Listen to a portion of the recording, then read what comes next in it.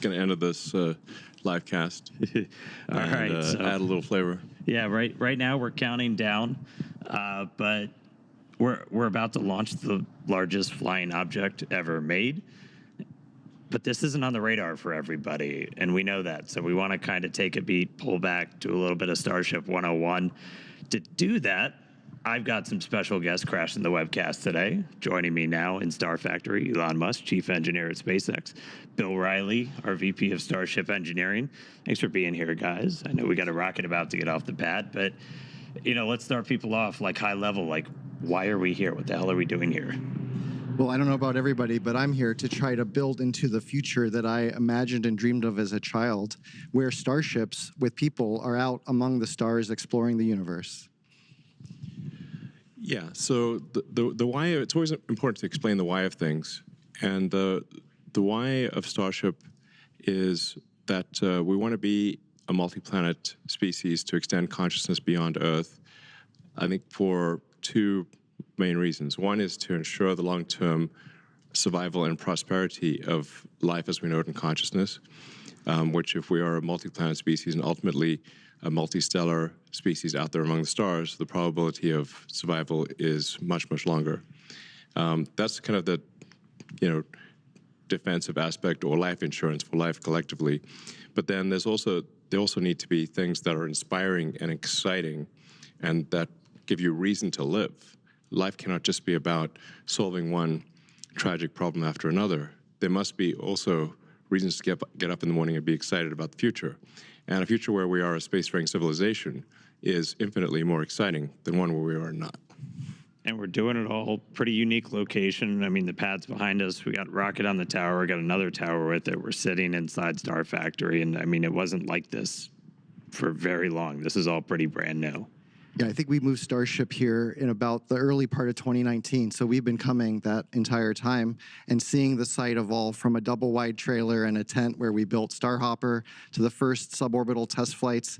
And now we have behind us two towers for the first time as we build towards the first operational flight from the second tower at the end of this year. And this beautiful building, 1 million square feet, where we're able to work towards a production line of Starships.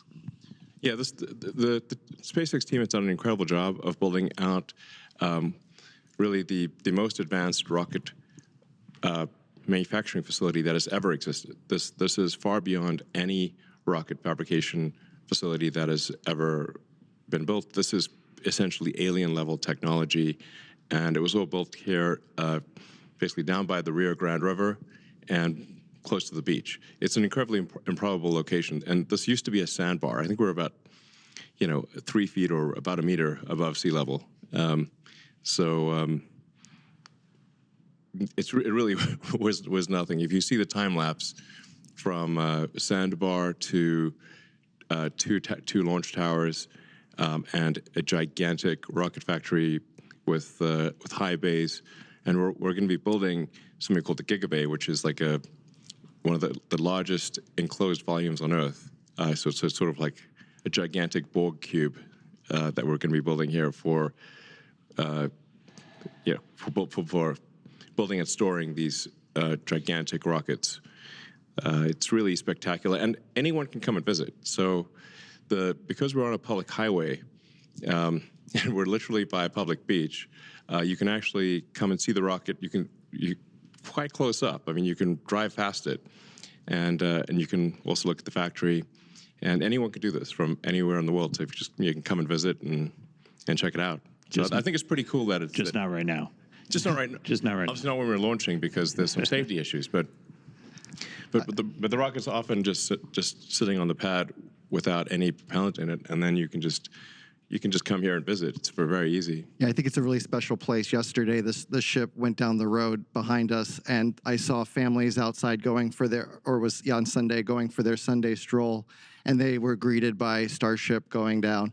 And I think that from the very beginning, the thing about Starship, different than Falcon and other rockets that I'm aware of, is we designed it to be mass-produced and mass-produced at scale. And it's not about building one Starship and getting to orbit once. It's about doing it in a sustained and rapid way. Yeah, we're aiming for ultimately thousands of ships to be built per year, which is what's needed in order to construct a city on Mars that is self-sustaining. And the major fork in the road of destiny will be when the Mars city is capable of surviving, even if the resupply ships from Earth stop coming for any reason. And that reason could be something cataclysmic, or it could be that that civilization simply subsided.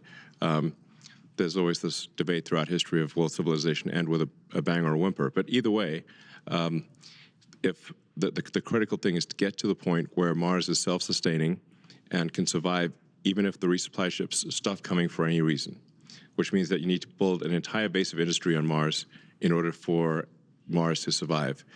For example, it's not simply enough to build a chip, like a computer chip factory, but you need the ability to build computer chip factories. So this is going to really take a lot of tonnage. I mean, my guess is at least 1 million tons to the surface of Mars, and maybe it takes less than that, but it's going to be a lot. But this is a very exciting future. It's one which will ensure the long-term survival and prosperity of life and consciousness, and it's the critical stepping stone to get from this solar system to other star systems, and perhaps go out there and explore, and perhaps we'll encounter alien civilizations that maybe they're alive now, or maybe they enjoyed a period of prosperity for millions of years, but also died out millions of years ago. So it's humbling to think of the age of the universe, according to the standard model of physics, being approximately 13.8 billion years old.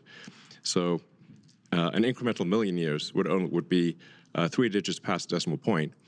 And if you look at, say, our civilization and measure our civilization by the first evidence of writing, which is about 5,500 years ago, civilization as measured from the first writing is only 1/1,000,000th of Earth's existence. Or blip.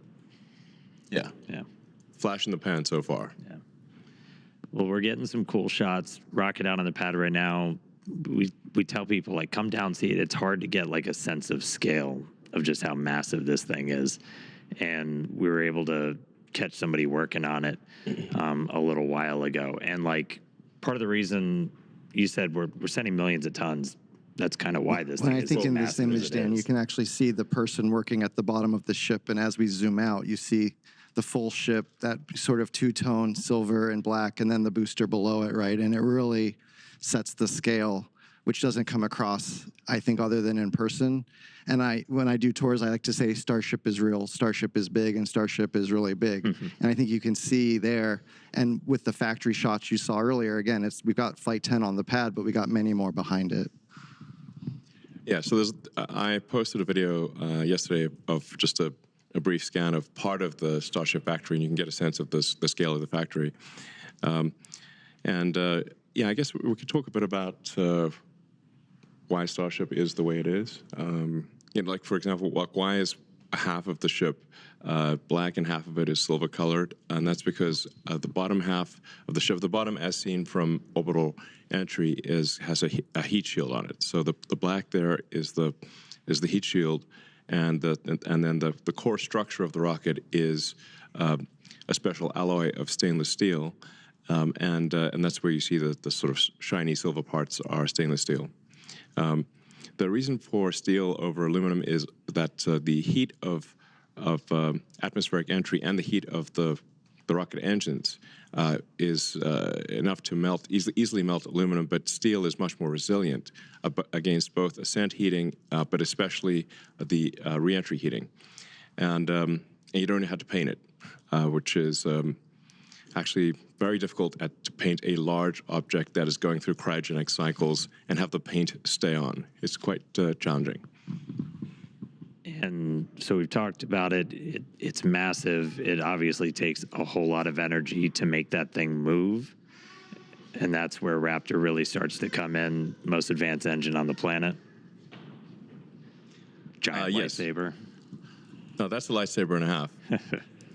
You would get vaporized in an instant if you were standing in front of Raptor. So, yeah, burnt to a crisp in less than a second. So in order to create a a fully reusable orbital rocket, you have to advance the state-of-the-art in every part of the rocket. That means the engines have to be better than any engine ever. The structure's got to be better than any structure ever. You've got to you've got to have a means of bringing the rocket back to the launch pad. You've got to have a fully reusable orbital heat shield, and that no one has ever made a fully reusable orbital heat shield. The space shuttle, for example, required 9 months of refurbishment between flights. So the space shuttle heat shield would come back essentially partially broken and would require many months of refurbishment in order to fly again. What we're trying to achieve here with Starship is to have a heat shield that can be flown immediately. So the ship, both the ship and the booster, would be caught by the tower arms, and the booster would be placed immediately back on the launch stand, and the ship's got to orbit Earth at least once, but then could be back potentially in one orbit, but in most cases several orbits. So the ship would come back several hours later, but then be caught by the arms and placed on top of the booster. You can also have multiple ships ready so that a single booster could service 5 or more ships, so that you could be flying the booster in theory, every hour. This is kind of a profoundly fast speed, obviously, for the largest flying object by far ever made. But it's the reason why we catch the booster with the tower arms, and the ship also will be caught with the tower arms, because that's the fastest way to get the booster and the ship back to flight. If we had instead put landing legs, which we have done before for the ship tests, we actually had landing legs that flipped down, and the ship we've successfully demonstrated landing with legs. But if you do that, if we were to do that with the booster and the ship, here we'd have to land somewhere else with the legs, then lift the rocket, stow the legs, transport the rocket back to the pad, which is very unwieldy when you've got a gigantic thing. Then it would be picked up by these tower arms and placed in the launch mount. That would delay the reusability dramatically and would add a lot of mass with the landing legs. So that's why we catch the rocket with the tower arms, because it's the same tower arms that put the rocket in the launch mount are used to catch the rocket. And that means that we can put the booster back in the launch mount in less than an hour after liftoff. In fact, the booster is going to come back very fast. 5 or 6 minutes later, this booster is coming back one way or another, or not coming back. So then you really have propellant full time, which can be brought down to about 30, 40 minutes. And that means it is theoretically possible to fly the booster again in less than an hour.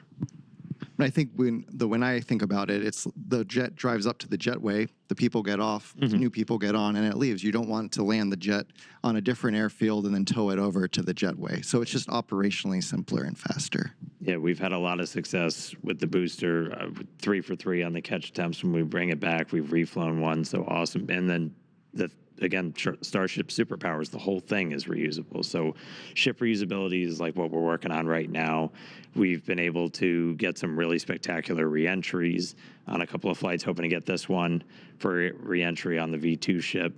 But yeah, that fully reusable heat shield, that thing that has just never been done before, that's one of the things we're really looking for that data on. Yeah, I mean, there are thousands of engineering challenges that remain for both the ship and the booster, but maybe the single biggest one is the reusable orbital heat shield. We are confident in making a fully reusable orbital heat shield, but it will require many flights, many iterations to figure out where the weak points are in the heat shield, where we need to change the design, either strengthening the tile or changing how big the gap is between tiles, changing what's underneath the tile. There's 100 different variables that we could tweak with the ship tiles, the heat shield tiles. But the only way to know exactly what we should be adjusting is to fly repeatedly and be able to examine the ship upon landing. And we have successfully brought the ship back through the atmosphere and achieved a soft landing multiple times.